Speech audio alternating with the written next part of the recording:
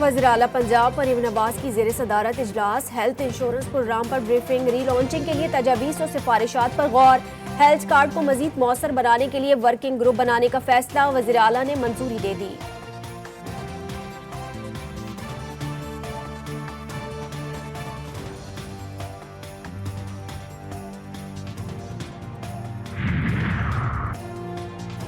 वज़ीर-ए-आला KP की वज़ीर-ए-आज़म से मुलाकात अच्छी रही। अली अमीन गंडापुर ने वज़ीर-ए-आज़म को सूबे की मुश्किलात से आगाह किया। बैरिस्टर अली ज़फ़र की पेशावर हाई कोर्ट में मीडिया से गुफ्तगू। बोले फंड्स लेना है, इसलिए वज़ीर-ए-आला ने वज़ीर-ए-आज़म से मुलाकात की।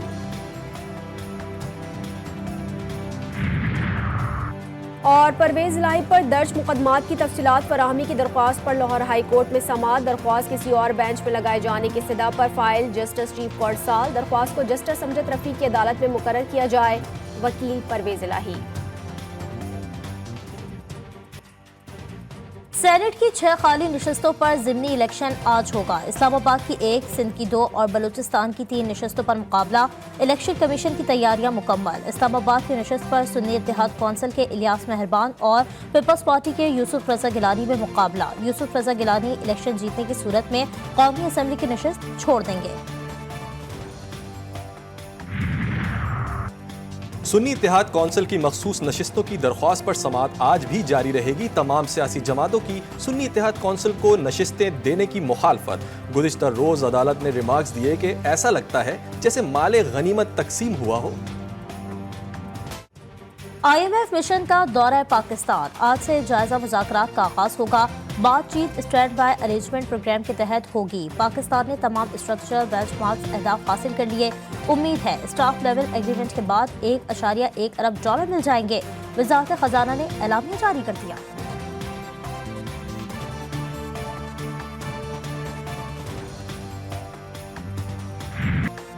IMF से बड़ा और तवील प्रोग्राम लिया जाएगा। कमर्शियल फाइनेंसिंग लेने और मजीद बॉन्ड्स लॉन्च करने का फैसला।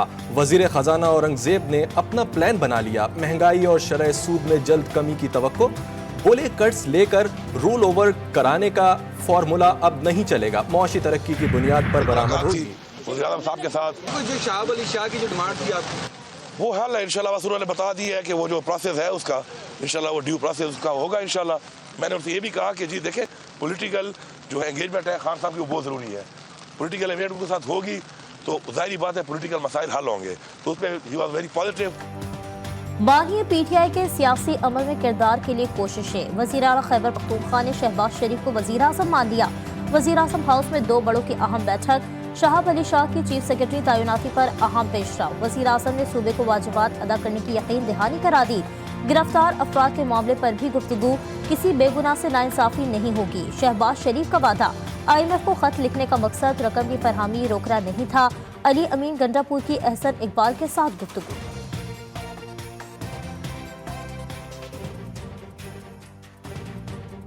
उनका मौक़िफ़ ये था कि शर्तें रखी गई थी उसमें इलेक्शन के ऊपर, एक मैंडेट के ऊपर हमारा एक जमहूरी हक है। हम उसके ऊपर एक सवालिया निशान उठा के एक बातचीत कर रहे हैं और हमने अपीलें भी की हुई हैं और हम उम्मीद करते हैं कि हमें वो दिया जाएगा।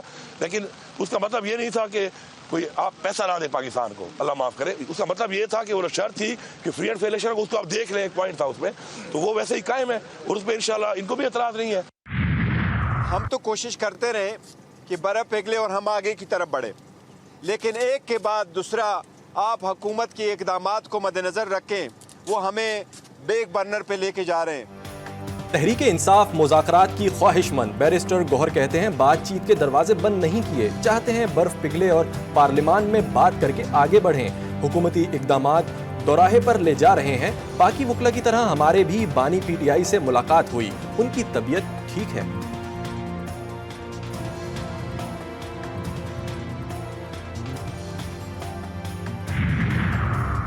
कराची में ताजिर के अगवा और डकैती के इल्जाम में SHO थाना जमान टाउन समेत 4 एहलकारों को हिरासत में ले लिया गया। थानेदार राव रफीक मुअत्तल 3 रोज कबल ताजिर और उसके साथी को सुपर हाईवे से अगवा किया गया था और ताजिर की गाड़ी में मौजूद 1 करोड़ 18 लाख रुपए लूट लिए गए थे। कराची के इलाके पुराना गोलीमार में इफ्तार से कबल गोलियां चल गईं। 2 ग्रुपों में फायरिंग के नतीजे में एक शख्स जान से गया, 2 शदीद जख्मी। पुलिस ने 5 मुल्जिमान को गिरफ्तार कर लिया।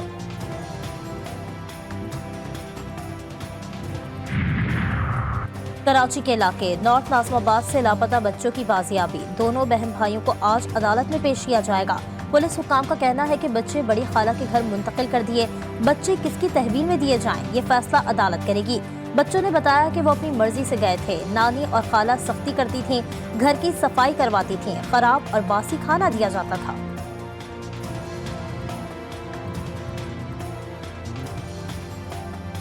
इसराइल ने अनरवा के इमदादी अशिया के गोदाम के बाद अक़वाम मुत्तहिदा के इमदादी मरकज पर भी बम बरसा दिए। सहूनी हमले में 5 अफराद शहीद, 22 जख्मी। इसराइल ने दावा किया है कि हमले में हमास के रहनुमा को निशाना बनाया गया। इसराइली हमलों में शहीद अफराद की तादाद 31,200 से बढ़ गई। गजा में जंग बंदी की कोशिशों में कोई पेशरफ्त ना हो सकी। अमरीका ने इसराइल को रफा पर हमले का ग्रीन सिग्नल दे दिया। वजीर खारजा एंटोनी ब्लिंकन ने कहा कि इसराइल ने मुतासरीन के इनखला का मंसूबा पेश नहीं किया।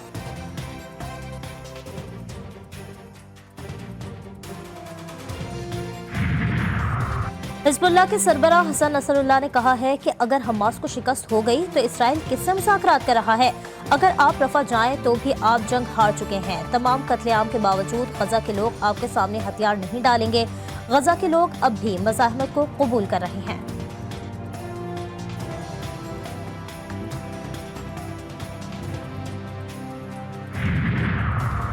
अमरीका भर में गजा जंग के खिलाफ मुजाहिरों का सिलसिला जारी। अमरीकी रियासत सैन फ्रांसिस्को में फलस्तीनी परचम उठाए मुजाहिरीन ने एयरपोर्ट का कुछ हिस्सा बंद कर दिया।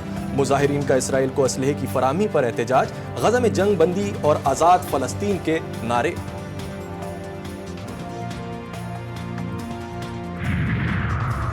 चीन को बड़ा धचका, अमरीकी ऐवान नुमाइंदगान में सोशल मीडिया ऐप टिकटॉक के खिलाफ क्रैकडाउन का बिल मंजूर। चीनी कंपनी को टिकटॉक ऐप से अलहदगी के लिए 165 दिन की मोहलत, अलहदा न होने पर वेब होस्टिंग सर्विस रोक दी जाएगी। चीन ने खबरदार किया है कि पाबंदी के नताइज अमरीका को भुगतने होंगे।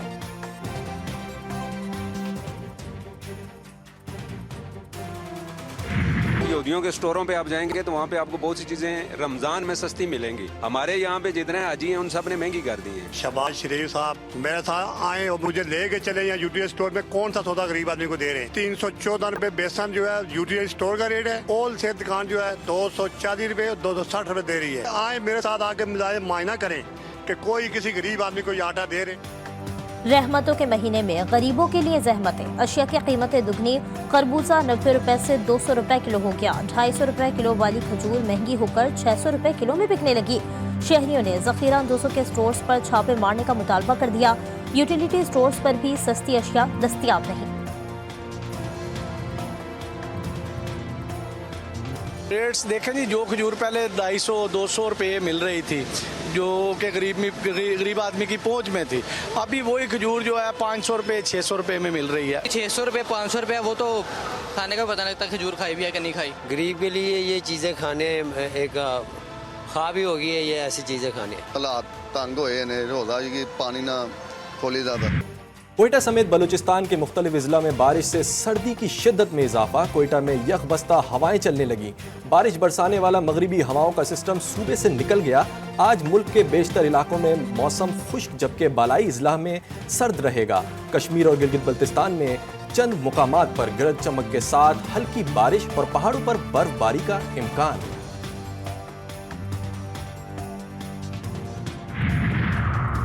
एबटाबाद में रात गए बारिश, जबकि गरियात में बर्फबारी का सिलसिला जारी है। अब तक 5 से 6 इंच तक बर्फ पड़ चुकी है। बर्फ के बायस बंद राब्ता सड़कों की बहाली की कोशिशें जारी हैं।